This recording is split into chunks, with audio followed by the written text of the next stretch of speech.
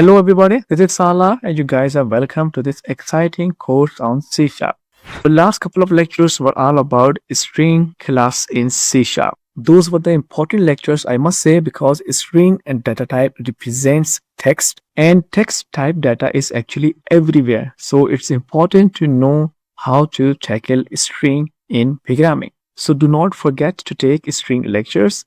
Now, in connection to the string, we are going to cover character struct in this lecture. Character struct actually represents characters in C# and it has some very useful methods which we can apply on characters as well as on strings. We will cover frequently used methods from this struct, but you can read more about it on the internet or in the official documentation. Open a browser window and simply search for character struct C#.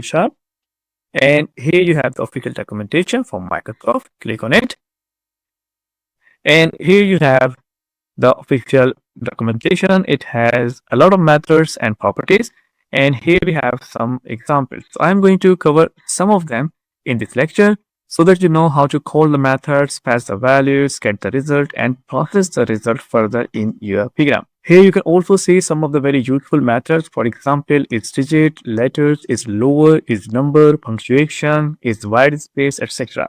Let's try to learn some of the useful methods from the character struct. Let's create a character type variable. We will start with the character type and then move on to the string type. And I'm going to assign it a single character, for example, A, and A is an alphabet. The first method we are going to learn here is IsLetter, and in order to call all the character structs method, we will start always with the char keyword point, and now we will call the method IsLetter like this, and to the method we will pass our variable C.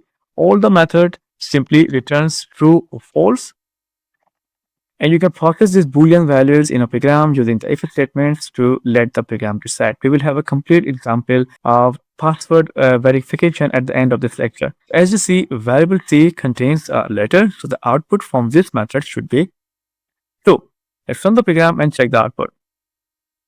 And so you see the output in the console, right? Now, another useful method is IsDigit. So instead of the letter, you can also check for if the character is digit or not. And now we know the character is not a digit, so the output should be false. Let's run the program, check the output, and so you see the second output is false. Now we have a combination of IsLetter and digit, and the name of the method is IsLetterOrDigit. This method will simply check for the both. Let's send the value here and make it a digit, and the output should be true here because the character is digit, and it will also be true if we would have alphabet here or the letter here. So let's run the program and check the output. And so you see the output in the console, the third one, right? IsUpper and IsLower can also be useful. IsLower and upper simply check the case of the letter. For example, IsLower, and here we have IsUpper. They simply work on the letter, so we need to change the value. Let's have uppercase letter A. Now this method will simply give us a true value because the character value is uppercase letter A, and here we will get the false value. Let's run the program and check the output. And so this is the output, right? This false coming from here and the true is from here. Another useful method can be is punctuation. So let's call it. Here we have is punctuation and just pass the character value. Here we have an alphabet. Let's change it to some punctuation value like a colon. And now the output here should be true. Let's run the program and check the output. And so you see the last one, right? The value is true from the method. Here we have 6 useful methods from the character struct. You can definitely check and investigate more methods from the documentation. We are not going to investigate any other method. We will instead try to apply these methods on the string type. Using these methods on the string, we can simply build some interesting and practical applications. Now, for example, I have a string value, a text which is a combination of upper and lowercase letters, white spaces, punctuations, etc. So let's have a text here like the struct class is amazing, like this. I like chapter 9, 10, and 11. So here we have a text which is simply a mixture of uppercase and lowercase letters, punctuations, and wide spaces. What we know from the previous lecture is that a string is actually saved as internal array in the memory, and we have access to each and every character using its index value. And when we read out a character, the character is returned as char. For example, if I wanna extract this first letter, it is at index 0. So I will write like this: letter text of index 0. From the string, a letter is extracted which is at index 0, and the return value is always char. We know that from the previous lectures, and because of the index values, we can loop through this entire text. Now we are going to loop through this text and will extract some interesting information using these methods. So let's create we can use for each group here a single character from the text, and outside the loop I am just creating a variable that is called count, which is 0. Now let's say I want to find out the number of uppercase letters in the string. We're going to write IsUpper, and we'll insert the character like this. And if this character is uppercase, we will simply increase the value of our count variable. When the loop is completed, we will simply print the value of the count in the console. So here you see the first use of the method on the string. Let's run the program and check the value of the count. And so you see the output 6. That means we have 6 uppercase letters here. Let's count them: 1, 2, 3, 4, 5, and 6, right? You want to count the white space, you will simply change it to is white space like this. Now you will get the number of white spaces. Let's run the program, check the output, and here we have number of white spaces 8, right?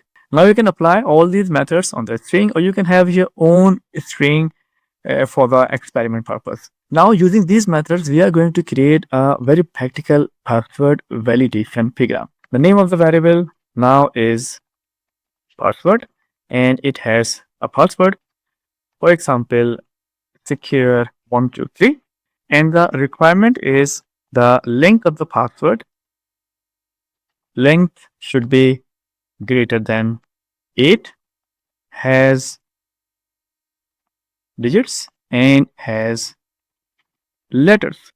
And when it comes to the letters, we would say both upper and lowercase. These are our password validation parameters. We don't need the count variable. Instead of the count, we need a boolean variable is valid password, which is false from the beginning.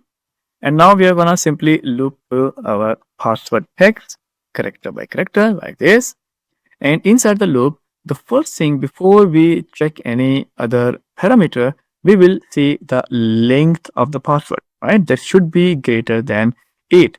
So if the password length, if the length is less than or equal to 8, we are not going to check the other parameters. Our password is invalid, and we will simply break the loop. But in the other case, when the password length is more than 8 characters, we will check for these parameters. And here we have 3 parameter cases: has digit, has upper, and has lower. That means we need 3 control variable here. Bool has digit, which is false from the beginning. Bool has upper, which is also false, and bool has lower, which is also false, right? Now after that, we will simply pass the characters to the methods. If character dot is digit ch, if we find a character that is a digit, we are gonna change this value to true, hash digit true, and the same way we pass the character is upper like this ch, we are going to hash upper, let's turn it to true, and the third one here is character is lower, has the character becomes true, has lower becomes true. So this is our control. If we find at least one digit, we will turn the has digit control variable to true, and the same we do here. If only a single character we find which is in uppercase, this value is true, or in lowercase, this value is true. So it will check the complete mixture. After that, we will investigate these Boolean values in order to update this final value is valid. Now the problem here is we are not using methods. Methods we are going to cover later on in our course. So these variables we actually need outside of the for loop. Like here, we need all these control variables, unfortunately. So once the loop has gone this entire string, we must have some values in our control variables. And now outside of the loop, we will simply control these variables in an if statement like this, has digit and has upper and has lower. If the true, in all of them, we would turn the is valid password to true. And in the last step, we are going to investigate is valid password. We would say if is valid password, if it's true, we would simply print a value, message, password is accepted. Otherwise, wrong password. That's it. Our password here is gonna be accepted because it has digits, lowercase, and here we have a single uppercase. So let's run the program and check the output first before we change the password value to something else. And so you see the output in the console, right? The password is accepted. Now I'm going to change the password. Let's say there is no uppercase letter in the password, right? So this condition, this one would never get the true value, and here comes the false value, so we would never come inside this if statement and turn the value to true. Let's run the program and check the output, and so you see the output in the console, right? Wrong password. Now let's say we have upper and lower case, we have uppercase, and we don't have, let's say, numbers or digits. So the password should be wrong. Let's run the program. Wrong password. I think we never went inside these if statements because the length of the password is less than 8. Let's put here something else. Let's say ABC, ABC, like this. Now we would go inside the if statement and our program will investigate all these statements, and the answer would be the same. The password is wrong. And so see the output in the console, right? So my friends, that was a lecture on character struct. This struct simply represents a character and it has some very useful methods. We learned some of them and we created a very practical application, password validation. Now in the next lecture or the coming lecture, we are going to discuss Unicode character coding. It's a very important concept to learn as a programmer, like how characters are coded in the digital system. I will see you in the next lecture and thanks for watching this one.